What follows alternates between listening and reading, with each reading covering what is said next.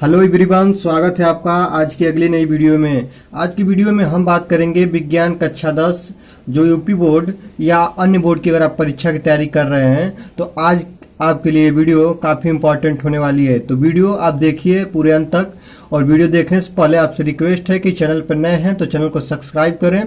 जो board exam 2022 के level से वीडियो बनाई गई है जिसमें बहुविकल्पी और मुख्य इंपॉर्टेंट प्रश्नों को समेटा गया है। आपको बता दें जितने भी प्रश्न हैं जो केवल आज फिजिक्स लेवल से उठाए गए प्रश्न हैं, तो ऐसी वीडियो मैं आपके लिए निरंतर लाता रहता हूं। तो ऐसे ही वीडियो पाना चाहते हैं तो आप चैनल को सब्सक्राइब करके बेल आइकन को प्रेस करिए। तो चलिए आज की वीडियो को स्टार्ट करते हैं। देखेंगे क्वेश्चन नंबर 1 है, प्रश्न संख्या 1, प्रकाश की चाल कितनी होती है? तो लाइट ऑफ स्पीड कितनी होती है प्रकाश की चाल? तो ध्यान देंगे प्रकाश की चाल को निर्वात में और जल में दोनों में हम जानना चाहेंगे। तो निर्वात में ध्यान दीजिए प्रकाश की चाल होती है 3 × 10 के पावर 8 मीटर पर सेकेंड, ठीक ना, 8 मीटर पर सेकेंड। ये प्रकाश की चाल निर्वात में है, ठीक ना। ये प्रकाश की चाल किस में है? निर्वात में है। प्रकाश की चाल निर्वात में है, ठीक ना। अगर आगे आप देखना चाहेंगे कि प्रकाश की चाल जल में कितनी होती है, वाटर में प्रकाश की चाल कितनी होती है, तो 2.25 × 10 के पावर 8 मीटर पर सेकेंड होती है, ठीक ना। जल में होती है प्रकाश की चाल और निर्वात में 3 × 10 के पावर 8 मीटर पर सेकेंड। इससे यह कंफर्म होता है कि जल में प्रकाश की चाल निर्वात में प्रकाश की चाल से क्या होती है? कम होती है, ठीक ना। आगे दिखाएंगे क्वेश्चन नंबर 2 कि प्रकाश तरंगे होती है अनुदैर्घ्य की अनुप्रस्थ, ठीक ना। तो प्रकाश तरंगे कौन सी तरंगे होती है? काफी है बहुविकल्पी प्रश्न में पूछा है, वेरी इंपॉर्टेंट प्रश्न है कि प्रकाश तरंगे कौन सी तरंगे होती है, अनुप्रस्थ होती है कि अनुदैर्घ्य होती है। तो आपको ये जानना बिल्कुल जरूरी है कि प्रकाश तरंगे अनुप्रस्थ होती हैं, ठीक ना। प्रकाश तरंगे क्या होती हैं? तो प्रकाश तरंगे जो होती हैं वो आपका अनुप्रस्थ होती हैं, वो अनुप्रस्थ होती हैं, ध्यान देंगे।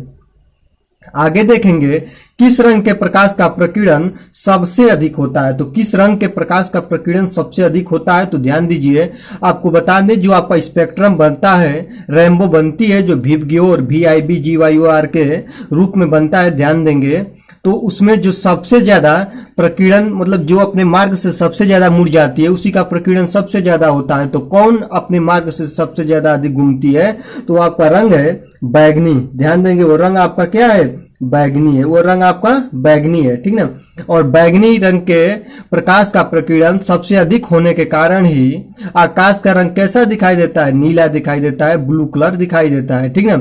और किस रंग का प्रकाश का प्रकीर्णन सबसे कम होता है?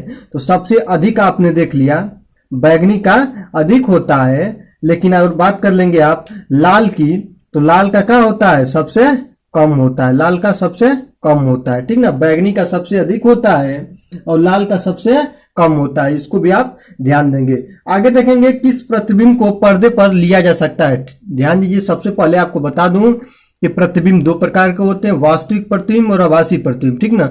जो आपकी इमेज होती है 2 प्रकार की होती है, वास्तविक प्रतिबिंब और आभासी प्रतिबिंब। तो ध्यान देंगे जो आपका वास्तविक प्रतिबिंब होता है उसको पर्दे पर लिया जाता है। क्यों? क्योंकि वास्तविक प्रतिबिंब सदैव उल्टा बनता है, ठीक ना। वास्तविक प्रतिबिंब कैसा बनता है? उल्टा बनता है, ठीक है। तो इसको हम क्या बोलेंगे? किस प्रतिबिंब को पर्दे पर लिया जा सकता है? तो वास्तविक प्रतिबिंब को, वास्तविक प्रतिबिंब को, ठीक ना। वास्तविक प्रतिबिंब कैसा बनता है? उल्टा बनता है, इसी कारण इसको पर्दे पर लिया जा सकता है, ठीक ना। और जो आभासी प्रतिबिंब होता है, जो आभासी प्रतिबिंब होता है वो कैसा बनता है? सीधा बनता है, तो इसको नहीं लेंगे, ठीक ना। इसको लिया जाता है, ठीक, क्योंकि उल्टा बनता है। और प्रतिबिंब जब उल्टा बनता है तो पर्दे पर इसको देखेंगे तो सीधा दिखाई देगा। और आभासी प्रतिबिंब जो होता है वो आभासी प्रतिबिंब सीधा बनता ही है, तो इसको जब पर्दे पर देखेंगे तो उल्टा दिखाई देगा। तो हमको चाहिए प्रतिबिंब उल्टा, क्योंकि पर्दे पर देखें तो सीधा दिखाई दे। तो हमें कौन सा प्रतिबिंब चाहिए? वास्तविक प्रतिबिंब चाहिए। यह बहुत वेरी इंपॉर्टेंट प्रश्न है। जितने भी प्रश्न हैं आपके परीक्षा में रिपीट किए हुए प्रश्न हैं, ठीक ना। आगे देखेंगे दर्पण के कितने प्रकार होते हैं? दर्पण का कितना प्रकार होता है? तो मुख्य रूप से जो आपका दर्पण होता है, मुख्य रूप से अगर बात कर लें तो दर्पण के 2 प्रकार होते हैं। दर्पण के 2 प्रकार होते हैं। एक होता है आपका अवतल दर्पण, ध्यान दीजिए, एक होता है आपका अवतल दर्पण और दूसरा होता है उत्तल दर्पण, ठीक ना। अवतल और उत्तल दर्पण होते हैं, ठीक ना। 2 प्रकार होता है मुख्य रूप से, ठीक ना। ध्यान देंगे कि अवतल दर्पण क्या होता है, उत्तल दर्पण क्या होता है। तो वह दर्पण जिसका जो जैसे अवतल दर्पण क्या होता है, उत्तल दर्पण क्या होता है, इसको भी प्रश्न पूछ देता है। तो ध्यान देंगे आप वह दर्पण जिसमें परावर्तन दबे हुए तल से होता है, वह दर्पण जिसमें परावर्तन जो होता है वो दबे हुए तल से होता है, उसको क्या बोलते हैं? उसको बोलते हैं हम, ध्यान देंगे, उसको बोलते हैं अवतल दर्पण, ठीक ना। वह दर्पण जिसमें परावर्तन दबे हुए तल से होता है तो उसको बोलते हैं अवतल दर्पण। और वह दर्पण जिसमें परावर्तन उभरे हुए तल से होता है, उभरे हुए तल से होता है, उसको क्या बोलते हैं? उत्तल दर्पण बोलते हैं। इसको भी बात आप ध्यान देंगे, ठीक ना। आगे चलिए, आगे आपको दिखाते हैं कि फोकस दूरी और वक्रता त्रिज्या में क्या संबंध होता है। तो ध्यान दीजिए, जो फोकस दूरी एफ होती है और वक्रता त्रिज्या आर होती है, ठीक ना। आर स्मॉल आर से प्रदर्शित करते हैं। तो फोकस दूरी और वक्रता त्रिज्या में आप पढ़े होंगे कि एफ बराबर आर अपान 2 होती है। फोकस दूरी वक्रता त्रिज्या की क्या होती है? आधी होती है। यही संबंध होता है। जो फोकस दूरी होती है वक्रता त्रिज्या की आधी होती है, ठीक ना। आगे देखेंगे उत्तल दर्पण का उपयोग क्या है। तो उत्तल दर्पण का उपयोग क्या है, नीचे देखेंगे अवतल दर्पण का उपयोग क्या है। दोनों दर्पणों का उपयोग बताना है। जो सबसे जितने भी प्रश्न है उसमें अगर सबसे मैं इंपॉर्टेंट देखूं तो यही 2 प्रश्न है, ठीक ना। वेरी वेरी इंपॉर्टेंट है, क्योंकि इसमें से आपका उत्तल दर्पण और अवतल दर्पण का उपयोग में से एक तो प्रश्न आपका बनता है, पूछ ही लेता है, ठीक ना। तो ध्यान देंगे, उत्तल दर्पण का उपयोग जो होता है, इसमें वाहनों में जो उत्तल दर्पण होता है, इसमें जो वाहन होते हैं, वाहन उनके जो बगल में मिरर लगा होता है, शीशा लगा होता है पीछे की वस्तुओं को देखने के लिए, वो एक इसका उपयोग हो गया। दूसरा उपयोग हो गया कि सड़क पर लगे लैंपों के पीछे परावर्तक तल के रूप में इसका दर्पण का उपयोग किया जाता है, ठीक ना। परावर्तक तल लैंप में जो लगा होता है, लैंप में, ठीक ना। इसको ध्यान देंगे।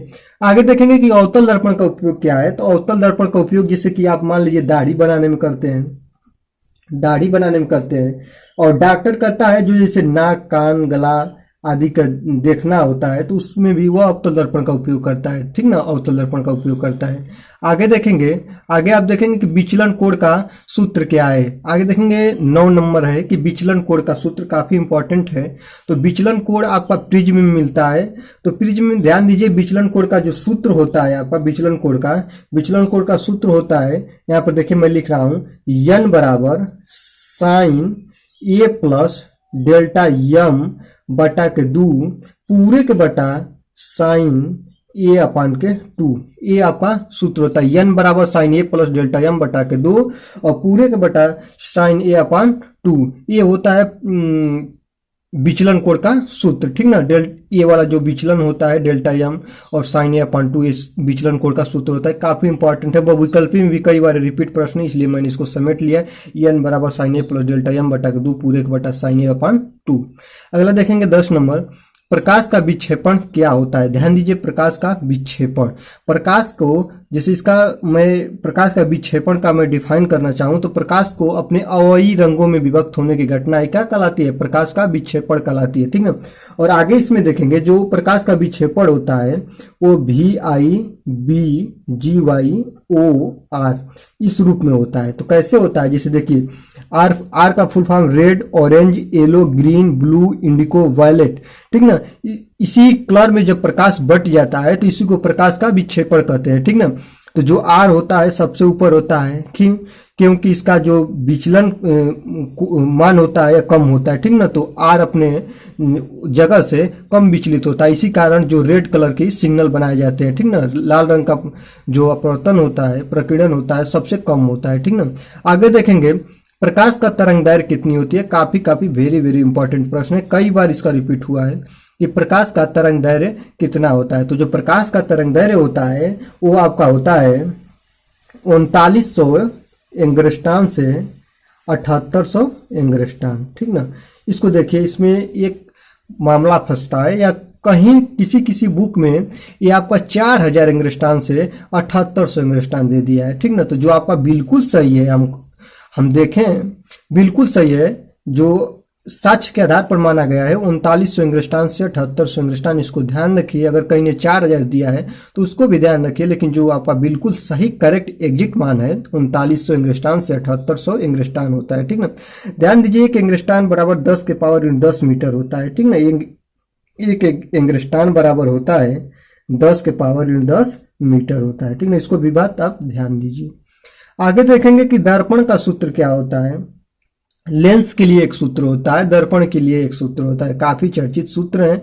तो कौन वे सूत्र होते हैं दर्पण के लिए और कौन सूत्र लेंस के लिए होते हैं, तो ध्यान दीजिए दोनों के लिए एक ही सूत्र होता है, लेकिन उसमें एक प्लस और माइनस का बस डिपोजिट होता है, बस अंतर होता है। तो इसको लिखेंगे 1/f बराबर 1/v प्लस 1/u, ठीक ना। ये तो होता है आपका दर्पण के लिए, और यही लेंस के लिए पूछ ले तो 1/f बराबर 1/v माइनस 1/u, यहाँ पे केवल माइनस लग जाएगा तो लेंस के लिए हो जाएगा, और बीच में प्लस लग जाएगा तो ये आपका दर्पण के लिए हो जाएगा, ठीक ना। और इसमें अगर आप जानेंगे कि f बराबर क्या होता है, v बराबर क्या होता है, u बराबर क्या होता है, तो जो u बराबर होता है दर्पण से वस्तु की दूरी होती है, v बराबर होता है दर्पण से प्रतिबिंब की दूरी, और जो f बराबर होता है दर्पण से फोकस की दूरी होती है, ठीक ना। इसको भी बात आप ध्यान देंगे, ठीक। आगे देखेंगे कि लेंस की क्षमता का सूत्र क्या होता है। लेंस की क्षमता का सूत्र आपको बताना है, तो लेंस की क्षमता को P से प्रदर्शित करते हैं, पावर, ठीक ना। P बराबर 1/f होता है, ठीक ना। अगर इसको फार्मूले के रूप में मैं डिफिनीशन के रूप में डिपोजिट करना चाहूँ तो लेंस की क्षमता का जो सूत्र, लेंस की क्षमता किसे कहते हैं, तो प्रकाश की किरणों को जो मोड़ने की क्षमता होती है उसी को हम क्या बोलते हैं, लेंस की क्षमता बोलते हैं। तो P बराबर 1/f, मतलब P जो फोकस दूरी है, जितने इसको मोड़ दें, इसको मोड़ दें, उल्टा कर दें, 1/f मतलब उल्टा है, ठीक। P बराबर f होता तो सीधा होता है, तो 1/f मतलब उल्टा है। तो प्रकाश की किरणों को जितना है अधिक से अधिक मोड़ देने की क्षमता क्या कहलाती है, लेंस की क्षमता कहलाती है। P बराबर 1/f जो ये होता है आपका मीटर में होता है, ठीक ना। अगर इसको हम आप सेंटीमीटर में देखना चाहें तो P बराबर 100/f हो जाता है सेंटीमीटर, ठीक ना। P बराबर 100/f सेंटीमीटर हो जाता है, ठीक है। इसको अगर 100 में भाग देंगे तो ये आपका सेंटीमीटर में हो जाएगा, और 1/f आपका मीटर में हो जाएगा, ठीक ना। तो आज की आपके 13 मुख्य प्रश्न रहे। मिलते हैं अगले वीडियो में। वीडियो कैसी लगी, वीडियो अच्छी लगी तो कमेंट बॉक्स में जरूर बताएं। वीडियो को लाइक करें, चैनल पर नए हैं तो चैनल को सब्सक्राइब करें, ठीक ना। मिलते हैं अगले वीडियो में, तब तक देखते रहिए आप क्लास सॉल्यूशन भाई अभिषेक से। धन्यवाद।